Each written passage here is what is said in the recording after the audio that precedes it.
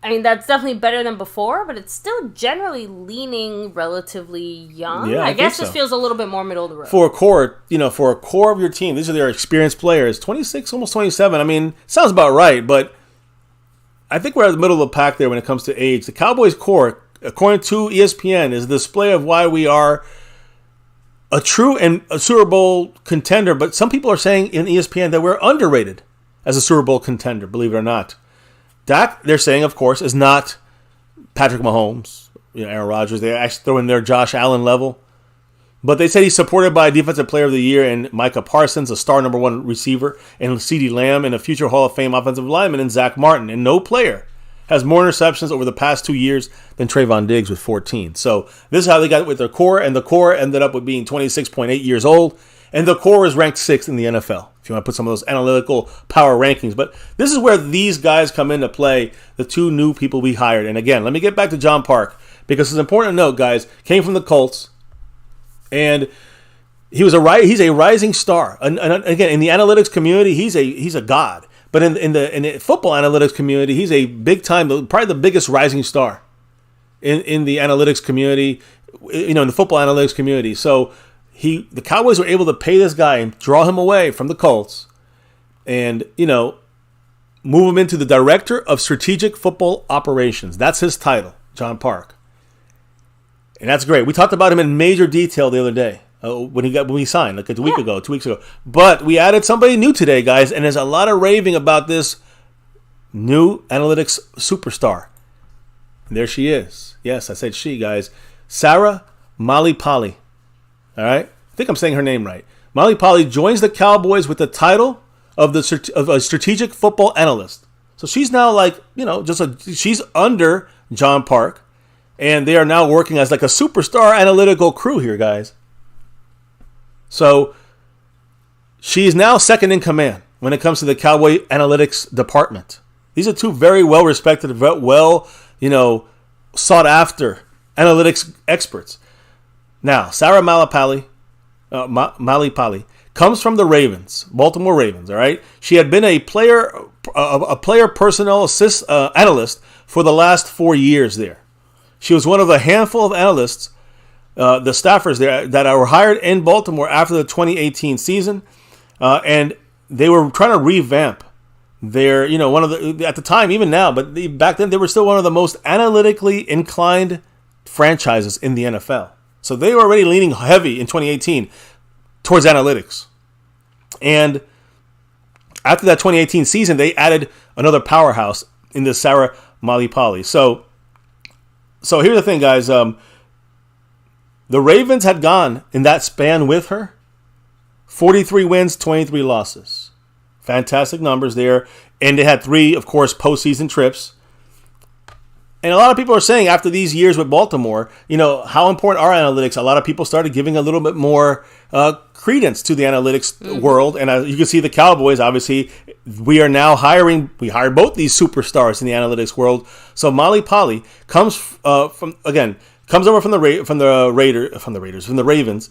And remember, even though they had those numbers, those good records, she was not the person in charge. She was not the head of the Ravens analytics department during that time, but she was one of the major important pieces. We know this. I'll tell you how we know this, guys, because they went to her a lot. And she moved up fast there with the Ravens. She was one of the most, she was the main person who created one of the NFL's most efficient Baltimore, teams in the Ravens over the last 4 years. She assisted with the analytics research in a lot of different areas, including game planning. So she was involved in the game planning. She was involved in draft preparation for the Ravens. Now, I do want to say something here important. General Manager of the Ravens, Eric DaCosta, singled her out for undertaking a project in determining which was the best receiver prospects that fit the Ravens team ahead of the 2021 NFL Draft. And again, this is where we know she was heavily involved. Eric DaCosta said this about the new receivers when they drafted them in 2021, quote, leading up to the draft, we went to Sarah Malipali in analytics and asked her to do a report on outside wide receivers, the best outside receivers in college football. And 2 of the top 10 names she gave me were Rashad Bateman and Tylan Wallace, and both players really fit. Malipali again said that at a panel discussion in 2022, said that her biggest evolution since entering the league is that now she believes individual running backs matter a great deal more than she once did believe that. Do you understand? You understand that? Yeah. So again, she puts a lot more credence into the running back now than she did in the past when it comes to analytics. Which I think is a little bit interesting considering, obviously, now that she's joined us here in Big D, considering how much we obviously are, I think, a very run-focused team in a general sense. Yeah, I agreed. And that is maybe a little bit... Again, I think the biggest thing about our team last year with Kellen Moore, outside of the bad planning and the bad plan B, and there's a lot of things he did wrong, adjusting. The biggest issue, one of the biggest issues, was the running game. The running game was one of the biggest issues last year, the lack of creativity, the predictability in the run game. These things with Soliari and Schottenheimer, we know that they're a little better on that side of things than maybe calling a whole offense, right? But they're going to be doing that specifically to help the run game. Now we're adding somebody who believes that running backs, maybe you shouldn't pay that much for them, but they have more value than maybe she thought they once did. Important to look at this. And I was hoping that you figure out that that's one of those points that it's major that she's here with this team, and we are obviously trying to help McCarthy fix the running game or revamp the running game. And it seems like she may be part of that. Move it into the next iteration of whatever it's supposed to be, right? Because like you said, one of the bigger changes as far as the running back is the league is definitely favoring, I think, more versatile running backs, right? So, yeah, guys like Tony Pollard, how do you find the next Tony Pollard-ish type of running back, right? Or again, a different type of running back that maybe fits whatever the Texas Coast scheme is going to actually look like. You know? And also remember that, again, I think it's also important to note that it's the efficiency of how you use the running back and how often, like are you going to use this running back to pound the rock and he's really a fast runner? You got to be smart about it. See, Kellen Moore seemed to be very predictable in what he was doing. And if you see Tony Pollard in, it's going to be only one thing. Only going to be one way you're going to use him. Same thing with Zeke when he was in the game. So this year, whether Molly Polly helping with, I don't know if she's going to help with game planning with McCarthy. I don't think so because the game plan's been installed, but it seems she's going to help more in the sense of maybe catering the running back scheme a little bit more in the analytical mindset. And with the creativity of Schottenheimer, which is known to do well with running backs, and Soliari, who's working with Schottenheimer in Seattle, and they did a great job there with more power running backs than what we have more as finesse running backs, like speed backs. We'll see how Molly Polly adds to this kind of mix. It's going to be interesting, I think. The Cowboys are obviously looking for her analytics and maybe her mindset as running backs. It's just a little peek into things. Now, the other thing that she's been known to do, guys, is the NFL has never made tracking data. The NFL, as a corporation, has never made tracking data available to the public, ever. Outside of limited releases, but only, when it had to do with the Big Data Bowl competition. But for the most part, the NFL definitely keeps that info very much under lock and key. So what did this lady do, Sarah Molly Polly? She and the creators of the NFL, it's called NFL Scrap R package, which I think has to do with basically getting these analytics together. The NFL didn't want to release it, so they basically recreated it by scraping info from the next gen stats and their images, and they put it together and came up with a very similar outlook. So they basically created their own analytics program, which is pretty freaking impressive. Yeah, and said NFL shove it. And so again, Sarah Molly Polly, she joined the Ravens right after graduating from Carnegie Mellon and having interned with the Philadelphia Phillies in her senior year. Over the last 4 years, like I said, with the Ravens, she has been a key resource for the Ravens and a model of modern day football processes. So again, the analytics is what every team is doing. We just picked up John Park. And we picked up Sarah Molly Polly. These are two of the best out there. So McCarthy, who supposedly loves this, now everyone talks about Dak Prescott. You got to perform. How about Mike McCarthy right here? Right, you got the best two people on his left and his right here. Let's see it. Let's see what's going to do. Now, a lot of people saying it's Charlotte Jones pulling a little, succession there. I don't know, but it's like she's the one kind of saying, let's bring this lady in here and add to the analytics side of things. Either way, I don't care who brought her in. The only reason I would not necessarily believe that is just because too much in the football operations. I was gonna say Charlotte tends to, for lack of a better word, stick to her lane, right? She very much focuses on the marketing of the team and the presentation of the team and all that stuff. So for her to... There we go, Eric Wallace dropping his membership message. Ooh, from the Navy Blue crew was gifted. What did the man say? He said, I'm excited for the season. Most importantly, my Hawks versus you all, which is a win-win for me. So, hopefully it is a win-win for the Cowboys. We'll be seeing those Seahawks very soon. I can't wait. Yes, I know. Middle of the year, I think, right? Yes. We'll be looking for that, Eric. Don't worry. You still got that star membership, right? That Navy Blue membership, but you're repping that star next to your name. Appreciate you here, brother. And we'll see what happens. I can't wait. I cannot wait. I mean, we can't wait for week 1 to start. But if you look at the actual schedule, you can't see it there. Can we see it here? Not really. I think it's right there, right around before that Philly game or before the Thanksgiving game, I'm pretty sure. Anyways, we'll look at it later. But much love, Eric. Appreciate the message there. So again, I don't know if you were talking about Charlotte Jones. You said she thinks more about the presentation than it was. Yeah, she tends to kind of stick to her side of things as far as her role on the Dallas Cowboys front office situation. So I would find it very surprising if all of a sudden she said, hey, let's go ahead and get this person. The only thing I can think of is maybe they have some kind of analytics that cross into Charlotte's realm of expertise. But then I feel like this person wouldn't really be involved on the football analytics side. They'd be involved in, like the front office analytics. Like, you get what I'm trying to say? Yeah, it'd be more like business analytics. Yeah, exactly. It'd probably be business analytics or some kind of other types of numbers or info they're looking for. This does lead you to believe that they're looking for someone who can help the scheme. So, throwing that out there real quick. Rolando Rodriguez, much love, saying, sorry, never believe in analytics. Old school, you're the head coach, you're feeling the game, and momentum. He needs to just call the plays. I agree. I'm old school in that mindset too, so I agree with that, but I cannot rule out that analytics don't help. See, analytics has to help. To me, it is one of those things where it should be both, right? Yeah. I don't think that coaches should ignore some of their gut instincts or those feelings, right? Because I do think that is, you have to, as a coach, I think, eventually trust some of those feelings. But hopefully, like you said, you're using analytics and other things to maybe guide some of your decision making so that when you make those types of decisions, you're feeling good and you're feeling confident about it, even if it's not always executed the way that you want. Yeah, and a lot of times, I do believe, these things get backed up with the analytics. You can see it. You see, okay, if you do this at this point, if you go for 2 at this time, it usually works out, but you have to have the right play. You have to have the right, sometimes a little luck. So, it's always that way. It's not always analytics gives you the answer. We have the best, probably, if not the best, one of the best for sure, analytics cores in the NFL, along with the gut feeling on McCarthy's big gut.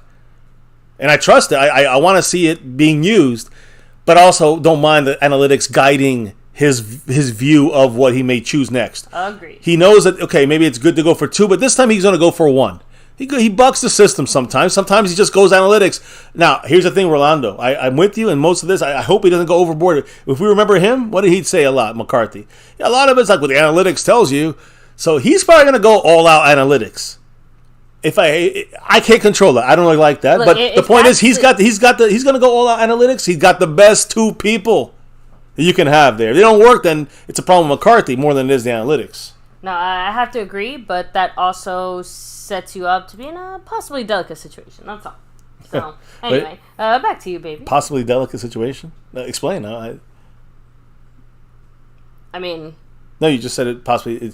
Okay. You gotta roll back and say what you said, because now I can't remember everything exactly. Sorry, I already started reading the chat again, baby. So I'm already on the next thing. Yeah. Doesn't matter. I'm sure we were going over it a million times over. So, anyways, what is the chat saying anything? Because I got one last thing here about this. Blue, what's up? Much love. So there was a polite request to maybe change the picture on the screen. I know. So I saw Snug. Well, I do have to keep it up because I'm talking about them, but I am almost done, and then you'll see the wife back up there. But I will want to say this, guys. A great point is about the running game stuff from Molly Polly and her mindset of a running back. This was in 2022 now. So the Cowboys heard that. They're like, bring her in. Who knows? But the point is, this addition, let me just finalize today's show with this. The addition of bringing both these people in, John Park and Sarah Molly Polly, comes from a commitment from the Cowboys in the front office, in the building, out of their analytics department, right? it's a commitment to this analytics department that I don't know if we've seen this before. I don't think we've seen it before from the front office.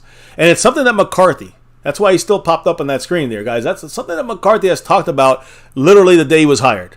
Talked about the analytics, bring in the best analytics people. And maybe he's pushing to bring in the best, not just give us your guys, Jerry. Because Jerry had a lot of his guys, and they fired these guys, in the last couple of weeks or months. So you remember Park? This guy on the left, he replaced Tom Robinson, who had been with the Cowboys analytics department since 2010. Too stale, too old, and McCarthy said, get out of here with that. And the Joneses finally, like they did with Kellen Moore, they did this with the 2010 guy here, and Tom Robinson, and brought in, he said, bring in the best. John Park is the best out there. And Sarah Malapalli is also like the second best out there. So we got 1 and 2 here.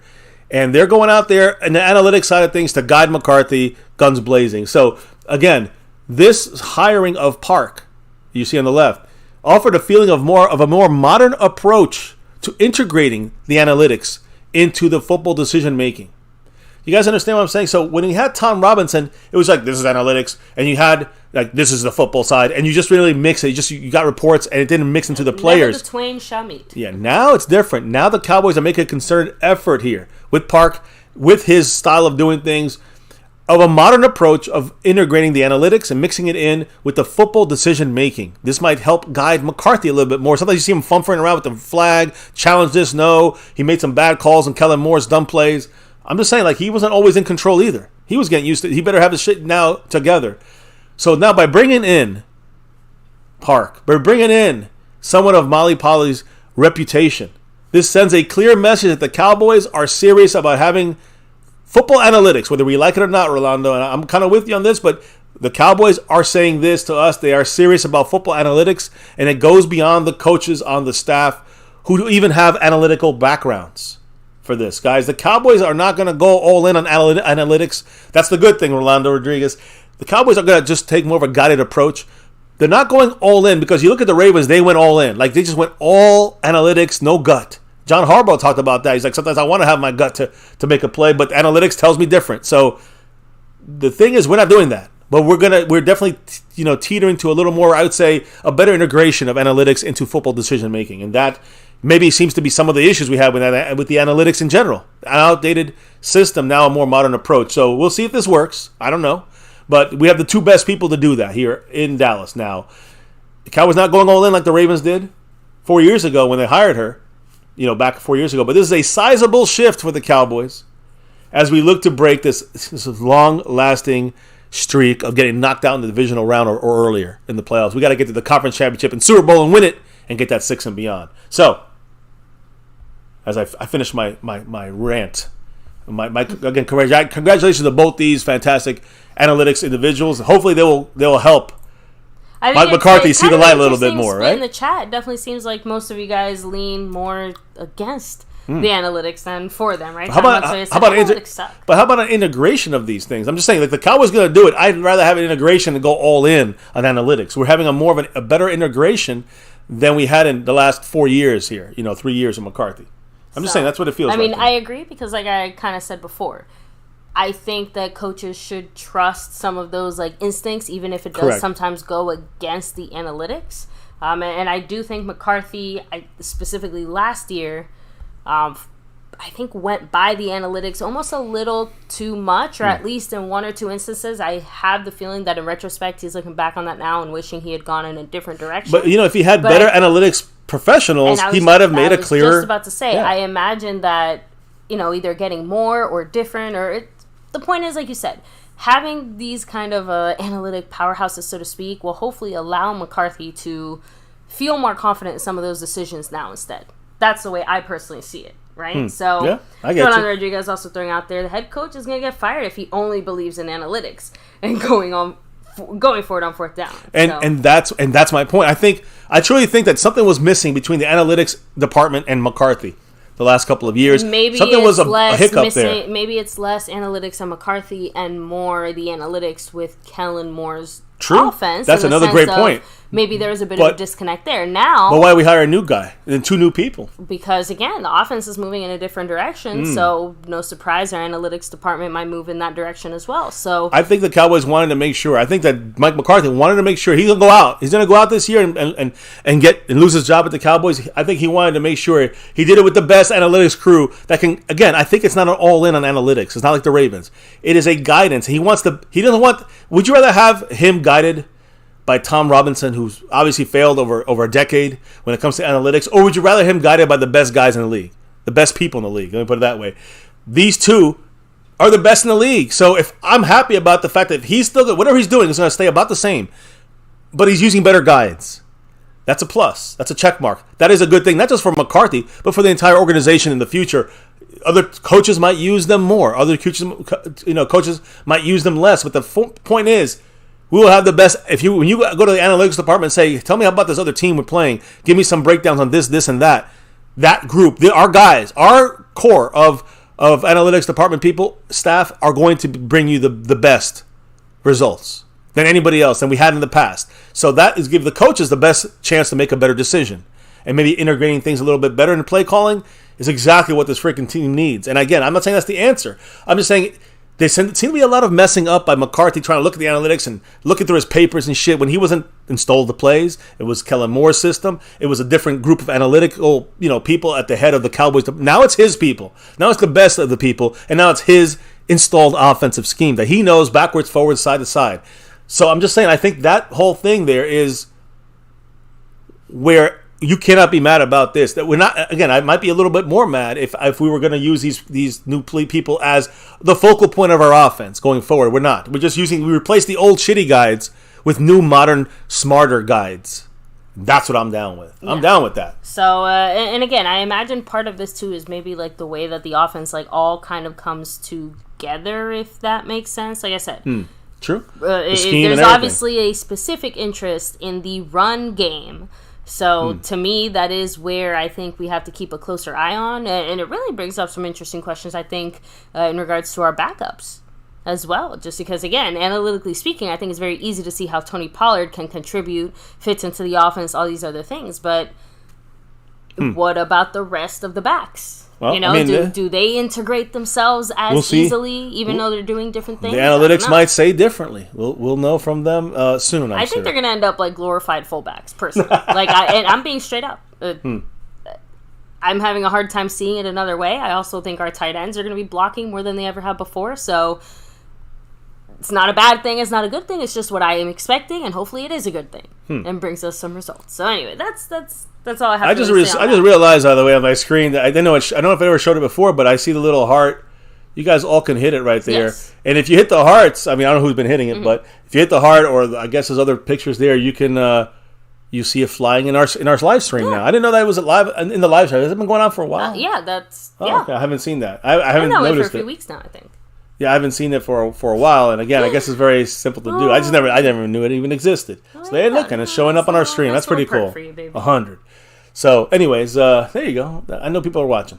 So, anyways, but now that's it. That's all I got. Maybe an hour into this thing, and we're ready to go. Without the door here for us. Much love to Snug X, Dwayne Broussard with the drops of love. Of course, Dwayne Broussard, of course, not only pre-streaming it, but also in our other video premiere we had today, and a thanks in that video. So, extra thanks to Dwayne Broussard. Extra thanks to Snug X. Quickie tonight, guys. Real quickie.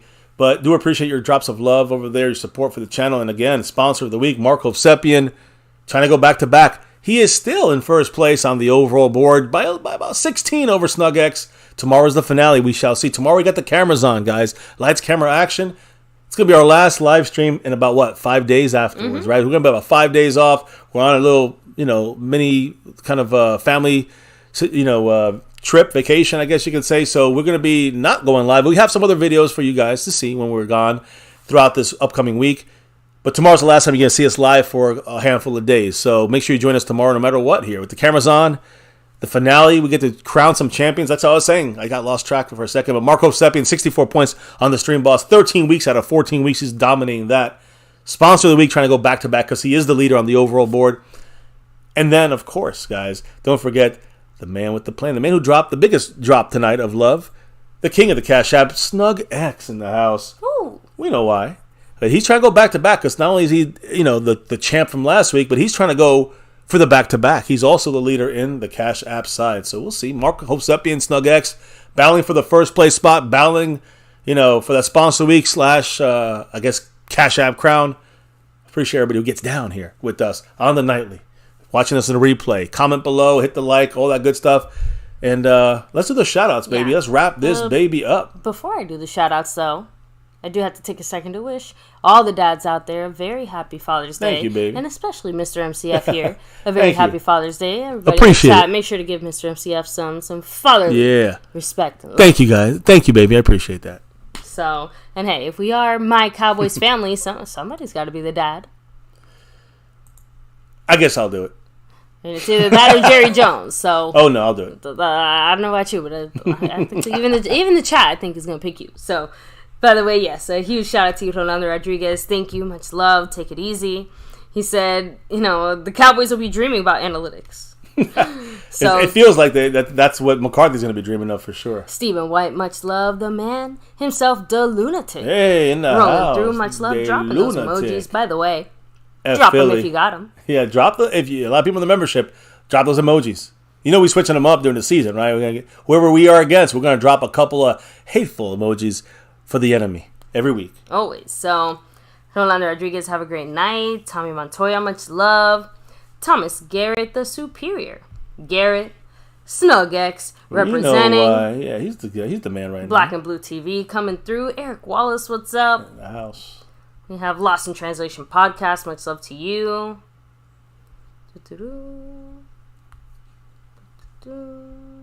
Cameron, what's up? Have a great night. I'm just trying to make sure I don't miss anybody. Craig English. I know Skeptical fan. I know he's already asleep, but much love to Skeptical. Huge shout out to Skeptical. Of course, SnugX representing. Yeah. But yes, guys, to all of you guys here, chilling, hanging with us. Thank you so much. But baby, Now, I'm going to tell you, baby. Why do we do this on the nightly here? Saturday special, tomorrow for the finale. Why do we do this? it's that navy blue, that silver too, and that star over everything. Win, lose, or draw, good, bad, or ugly. Never forget, here on MCF, we always rep that star over every single thing, at least on this channel. And, of course, guys, here, almost 6 years. On July 1st, we got 6 years on it and beyond on My Cowboys Family here in MCF. Never forget, right here on this little YouTube channel on My Cowboys Family, never forget the number one thing here, now and forever. As always, go Cowboys! Let's get that 6 and beyond. Thank you all for dropping that knowledge in the chat all night long. Truly appreciate, humbled by the drops of love from above. SnugX, Dwayne Broussard, thank you guys. Can't do this without your love and support on the nightly. And also, all good things, unfortunately, must come to an end. Tonight's show, an hour, or a little over an hour. We appreciate everybody here dropping your knowledge, your thoughts, your love. But now we must clock out and drop out for the night and relock, reload for tomorrow's finale. And you won't see us for about a week after, about 5 days after that. So make sure you catch us tomorrow for the ending of the week. And, a little bon voyage for about 5 days. But nonetheless, guys, before we can officially drop out of here for this Saturday night, baby, what do we got to do? We got to drop the beat. Oh, yeah. Beat's been dropped. Much love to everybody once again. And reminder for all you Cowboy fans to show and instruct some Eagle fans some basic mathematics, some basic knowledge. No matter where you are, 5 is always greater than 1. You know it. Tell them to cry, Eagles cry. I love it. Thank you all for rocking with us here on another one here in My Cowboys Family. Another Cowboys chat in the books. Talked about it from the jinxes, like Growdy, the Jourdan Lewis injury situation, the update. We're all filled in now. As you can see, McCarthy holding the game plan, the playbook, so whatever you want to call it, the call sheet. He's got 2 other, analytical superstars on his left and his right now. No excuses for you, McCarthy. You got to be able to handle this right with your analytical, with your analysts guiding you. They're the best, so it's definitely it's definitely on you now, McCarthy. Get it done. You know what I mean? Get this thing done. Let's go. Here in MCF, it's about that navy blue, that silver too, and that star over everything. Never ever forget the number one thing here in My Cowboys Family. Much love to everyone. Stay safe to all. Be back tomorrow for the finale of the week. Hit that like, hit that subscribe button, and hit that notification bell if you're watching the replay or now. Make sure you get it all done. Have a great rest of your weekend, guys. Much love to all. Peace out, and never, ever forget, Go Cowboys!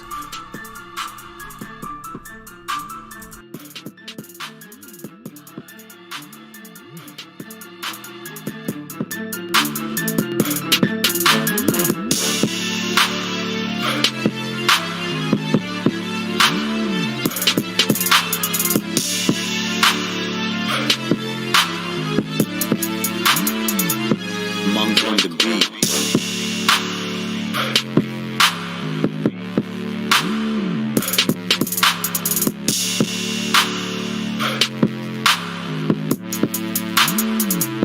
Monk on the beat.